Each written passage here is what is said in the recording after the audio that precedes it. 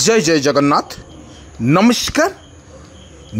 ओम news 24 आपण मानक जनाऊँगी सकाळर खबर रे हार्दिक अभिनंदन। आसंतु किछि देश विदेश में किछि गुरुत्वपूर्ण घटना पर नजर पकेबा पूर्वर कौन रही लघुचाप स्थिति, लघुचाप को नहीं सरकार केते प्रस्तुत।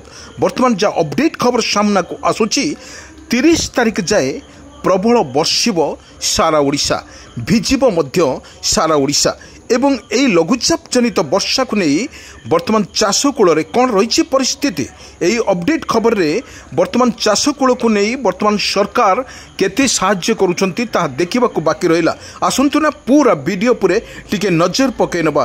दर्शक बंधु बढ़िबर वर्षार परिमाण आजिठू बढ़िब वर्षा 30 जाए राज्य रे जारी रहिबो वर्षा।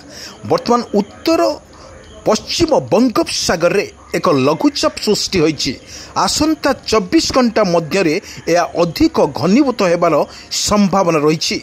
प्रभाव रे राज्यर विभिन्न स्थान रे वर्षा हेबो। एई लघुचाप धीरे धीरे शक्तिशाली हेबतुआरु प्राय 30 तारिख पर्यंत राज्य रे वर्षा जारी रहियो बोली पाणीपाग केन्द्र आकलन करिछि। दर्शक बंधु आमे आपण मानकु जो विजुअल माध्यम देखाउछु पाणीपाग विशेषज्ञ प्रोफेसर सुरेंद्रनाथ पशुपालन कहिसंती जे ओडिशा रे संलग्न बंगोपसागर रे सृष्टि लघुचाप विशेष शक्ति गोटाई पारुनाई। बुधवार या सेउ स्थान रे रही 29 तारिखर संभवतः छत्तीसगढ़ रे पहुंची पारे।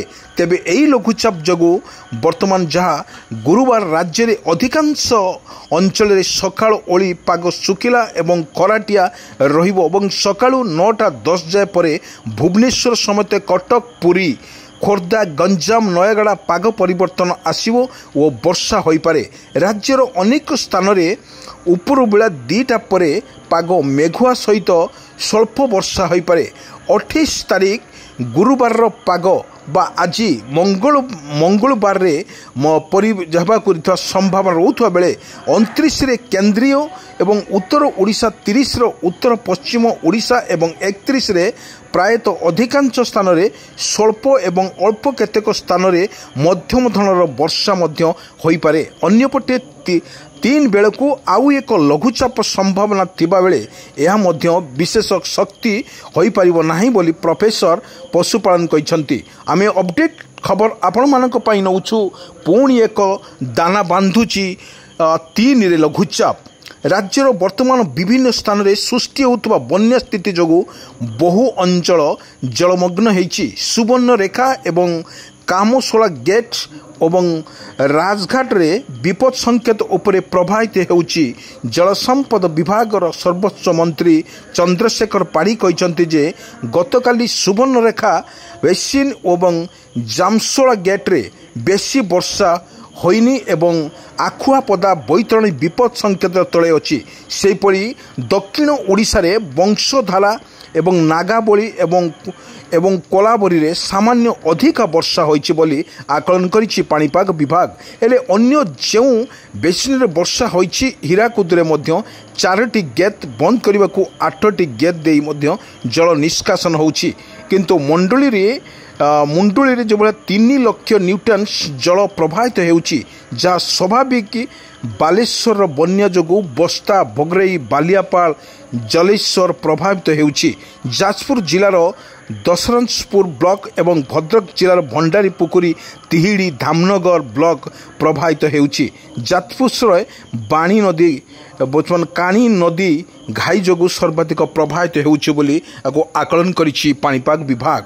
आमे आपनकु कहि रखुछु जो भली भाव रे ओडिशार वर्षा रोची तुहा वर्षा मध्य रोची। आमे देखिथिलु अनेक स्थान रे वर्षा मध्य जारी रोची। किंतु एठी कथा कहिबा को ले आपनकु जो आमे विजुअल देखौछु से निश्चित भाव रे वर्षार तांडव मध्य रहिछि सारा ओडिशा रे। एभली एक वर्षा परिस्थिति सृष्टि होउतबा जो भली बंगोपसागर रे सृष्टि लघुचाप चिन्हित माने ଯେଉଁଭଳି ରହିଛି 30 ତାରିଖ ପର୍ଯ୍ୟନ୍ତ ବର୍ଷା ରହିବ ଏବଂ ମତ୍ସ୍ୟଜୀବୀମାନଙ୍କୁ ମଧ୍ୟ ସମୁଦ୍ରକୁ ଯିବା ମଧ୍ୟ ମନା କରାଯାଇଛି। କିନ୍ତୁ ବଙ୍ଗୋପସାଗରରେ ସୃଷ୍ଟି ଲଘୁଚାପ ଚିହ୍ନିତ ଆସନ୍ତା 24 ଘଣ୍ଟାରେ ଉତ୍ତର ପଶ୍ଚିମ ହେବ ଏବଂ ପ୍ରଭାବରେ ରାଜ୍ୟର ବିଭିନ୍ନ ସ୍ଥାନରେ ଲଗାଣ ବର୍ଷା ଜାରି ରହିବ। ଆଗାମୀ 24 ଘଣ୍ଟାରେ କୋରାପୁଟ, ନବରଙ୍ଗପୁର, ମାଲକାନଗିରିରେ ସର୍ବାଧିକ ବର୍ଷା ନେଇ ଆକଳନ କରିଛି ପାଣିପାଗ ବିଭାଗ। କିନ୍ତୁ ଅନ୍ୟପଟେ 29 ତାରିଖ ବା 28 ତାରିଖରେ ମତ୍ସ୍ୟଜୀବୀ ସମୁଦ୍ର ଯିବାକୁ ମନା ମଧ୍ୟ କରାଯାଇଛି। କିନ୍ତୁ ଯେଉଁ ଅପଡେଟ୍ ଖବର ସାମ୍ନାକୁ ଆସୁଛି, ଯେଉଁ ଲଘୁଚାପ ଜନିତ ବର୍ଷାରେ ଭିଜିବ ସାରା ଓଡ଼ିଶା। କିନ୍ତୁ ଏଠି ବଡ଼ କଥା ହେଉଛି ସମୁଦ୍ର ଅଶାନ୍ତ ଥିବାରୁ ମତ୍ସ୍ୟଜୀବୀମାନଙ୍କୁ ବର୍ତ୍ତମାନ 28-29 ତାରିଖ ପର୍ଯ୍ୟନ୍ତ ସମୁଦ୍ରକୁ ଯିବା ମଧ୍ୟ ମନା କରାଯାଇଛି। ଏହି ପରିପ୍ରେକ୍ଷୀରେ କ'ଣ ରହିଛି ଅପଡେଟ୍ ଖବର? କିନ୍ତୁ ଅନ୍ୟପଟେ ଯଦି ଏହି ଲଘୁଚାପ ଧୀରେ ଧୀରେ ଶକ୍ତିଶାଳୀ ବା 30 ତାରିଖ ପର୍ଯ୍ୟନ୍ତ ରାଜ୍ୟରେ ବର୍ଷା ଜାରି ରହିବ, ଅଧିକାଂଶର ମଧ୍ୟ ବର୍ଷା ଜାରି ହେବ ବୋଲି ଆକଳନ କରିଛି ପାଣିପାଗ ବିଭାଗ। ଅତି କମ୍ରୁ ଅତି ବର୍ଷା ଏବଂ ମାଲକାନଗିରି ଅରେଞ୍ଜ ୱାର୍ଣ୍ଣିଂ ସହ ପ୍ରବଳ ବର୍ଷା ସହ ସମ୍ଭାବନା ଥିବା 10 ଜିଲ୍ଲାକୁ ମଧ୍ୟ ୟେଲୋ ୱାର୍ଣ୍ଣିଂ ଜାରି କରିଛି ଆଞ୍ଚଳିକ ପାଣିପାଗ ବିଜ୍ଞାନ କେନ୍ଦ୍ର। ଲଘୁଚାପ ପ୍ରଭାବରେ ପ୍ରବଳ ବର୍ଷା ସହ ପବନ ଅଧିକ ରହିବ। 30 ତାରିଖ ଯାଏଁ ବିଭିନ୍ନ ସ୍ଥାନରେ ପ୍ରବଳ ବର୍ଷାକୁ ନେଇ ସମୁଦ୍ର ଅଶାନ୍ତ ଥିବାରୁ ଆଗାମୀ 5 ଦିନ ଯାଏଁ ସମୁଦ୍ର ଭିତରକୁ ନ ଯିବାକୁ ମଧ୍ୟ ବାରଣ କରିଛି। 31 ତାରିଖରେ ପାଗର ପରିବର୍ତ୍ତନ ଆସିବ ବୋଲି ଆକଳନ କରିଛି ପାଣିପାଗ ବିଭାଗ। ଆମେ ଆପଣଙ୍କୁ ଯେଉଁ ଭିଜୁଆଲ୍ ଦେଖାଉଛୁ, ନିଶ୍ଚିତ ଭାବରେ କହିପାରିବା ବର୍ଷା ମଧ୍ୟ ଜୋର ରହୁଛି ସାରା ଓଡ଼ିଶାରେ। ଏଠି ନିଶ୍ଚିତ ଭାବରେ କହିବା ଯେଉଁଭଳି ବର୍ଷାର ତାଣ୍ଡବ ଲୀଳା ସାଜୁଛି ସାରା ଓଡ଼ିଶା। ଏକ ପ୍ରକାର ଦେଖିବାକୁ ଗଲେ ଆମେ ଭଦ୍ରକ, ବାଲେଶ୍ୱର, କଟକ, ପୁରୀ, ଗଞ୍ଜାମ, ଗଜପତି, ରାଉରକେଲା, ଢେଙ୍କାନାଳ, ପାରାଦୀପ ଏଭଳି ସ୍ଥାନରେ ଅନେକ ବର୍ଷା ମଧ୍ୟ ଜାରି ରହୁଥିବାର ମଧ୍ୟ ଦୃଶ୍ୟ ଦେଖିବାକୁ ମିଳିଥିଲା। କିନ୍ତୁ ଆମେ ଯେଉଁ ଦୃଶ୍ୟ ଆମେ ଆପଣମାନଙ୍କୁ ଦେଖାଉଛୁ, ଯେଉଁଭଳି ସକାଳର ଦୃଶ୍ୟ, ଲଗାତାର ଭାବରେ ବର୍ଷା ରହୁଛି ଓଡ଼ିଶା ଉପରେ। ନିଶ୍ଚିତ ଭାବରେ ଆମେ ଦେଖିପାରିବା ଆକାଶର ମେଘାଚ୍ଛନ୍ନ ରହିବା ସହିତ ବାଦଲ ଫଟା ବର୍ଷାରେ ଭିଜୁଛି ସାରା ଓଡ଼ିଶା। ଏଠି ନିଶ୍ଚିତ ଭାବରେ ଆମେ କହିପାରିବା ବର୍ଷାର ଯେତେ ଜୋର ତାଣ୍ଡବ ଲୀଳା ସାଜୁଛି ଓଡ଼ିଶା, ପବନର ବେଗ ମଧ୍ୟ ଅଧିକ ରହୁଥିବାରୁ ସମ୍ଭାବନା ଅଧିକ ଥିବାରୁ ସତର୍କ କରିଛି ପାଣିପାଗ ବିଭାଗ ଏବଂ ପୂର୍ବାନୁମାନ କରିଛି ଏରା 30 ତାରିଖ ପର୍ଯ୍ୟନ୍ତ ଓଡ଼ିଶାରେ ଲଗାତାର ଭାବରେ ବର୍ଷା ଜାରି ରହିବ। ଆପଣଙ୍କୁ କିଛି ଭିଜୁଆଲ୍ ଆମେ ଦେଖାଉଛୁ ଏଥିଲାଗି ଦେଖନ୍ତୁ କିପରି ପବନର ବେଗ ସହିତ ବର୍ଷା ମାଡ଼ରେ କିପରି ଓଡ଼ିଶାର ବେହାଲ ପରିସ୍ଥିତି, କେଉଁଠି ବନ୍ୟା ପରିସ୍ଥିତି ସୃଷ୍ଟି ହେଉଥିବା ବେଳେ ଆଣ୍ଠୁଏ ବର୍ଷା ମଧ୍ୟ ଜାରି ରହୁଛି ସାରା ଓଡ଼ିଶାରେ।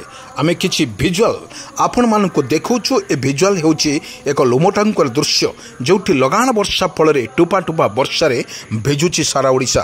ଆମେ ଦେଖିଥିଲୁ କିଛି ଅଂଶରେ ଓଡ଼ିଶାର ପ୍ରତ୍ୟେକ କୋଣ ଅନୁକୋଣରେ ଜିଲ୍ଲା ଏବଂ ବ୍ଲକରେ ଲାଗି ରହିଛି ଲଗାତାର ଭାବରେ ବର୍ଷା।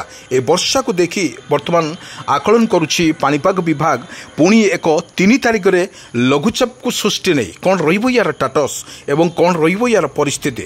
ଲଗାତାର ବର୍ଷା ଫଳରେ ଆକାଶର ଦୃଶ୍ୟ ଆମେ ଆପଣମାନଙ୍କୁ ଦେଖାଉଛୁ କିପରି ବାଦଲ ଫଟା ବର୍ଷାରେ ଓଡ଼ିଶାର ସ୍ଥିତି ବର୍ତ୍ତମାନ ବେହାଲ ଥିବାବେଳେ ବିଜୁଳି ଘଡ଼ଘଡ଼ି ସହିତ ବର୍ତ୍ତମାନ ମେଦିନୀ କମ୍ପିଲା ଭଳିଆ କମ୍ପୁଛି ସାରା ଓଡ଼ିଶା। ଆମେ କିଛି ଦୃଶ୍ୟ ପୁଣି ଆପଣମାନଙ୍କୁ ସାମ୍ନାକୁ ନେଇଛୁ। ଦେଖନ୍ତୁ ବର୍ଷାର ଗଛପତ୍ର ମଧ୍ୟ କିଛି ଦେଖାଯାଉ ନାହିଁ।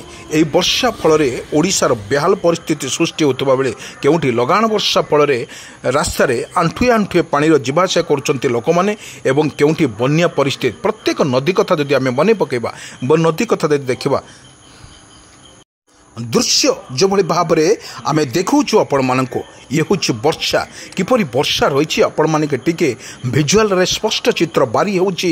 ନିଶ୍ଚିତ ଭାବରେ ଓଡ଼ିଶାରେ ପ୍ରବଳ ବର୍ଷାକୁ ନେଇ ସତର୍କ ସୂଚନା ଜାରି କରୁଥିବା ବେଳେ ଆଞ୍ଚଳିକ ପାଣିପାଗ ଏବଂ ପ୍ରତ୍ୟେକ ଜିଲ୍ଲାମାନଙ୍କୁ ବା ଜିଲ୍ଲାରେ ପ୍ରତ୍ୟେକ ଜିଲ୍ଲାପାଳମାନଙ୍କୁ ମଧ୍ୟ ସତର୍କ କରାଯାଇଛି। କୌଣସି ଲୋକ କିପରି ଏ ବର୍ଷାର କିପରି ରକ୍ଷା ପାଇବେ ସେଥିପାଇଁ ସଜାଗ ରହିବା ପାଇଁ ପ୍ରତ୍ୟେକ ଜିଲ୍ଲାପାଳ ବ୍ଲକ ମାଧ୍ୟମରେ ମଧ୍ୟ ସଜାଗ ରହିବା ପାଇଁ ନିର୍ଦ୍ଦେଶନାମା ଜାରି କରିଛି ଆଞ୍ଚଳିକ ପାଣିପାଗ ବିଜ୍ଞାନ କେନ୍ଦ୍ର।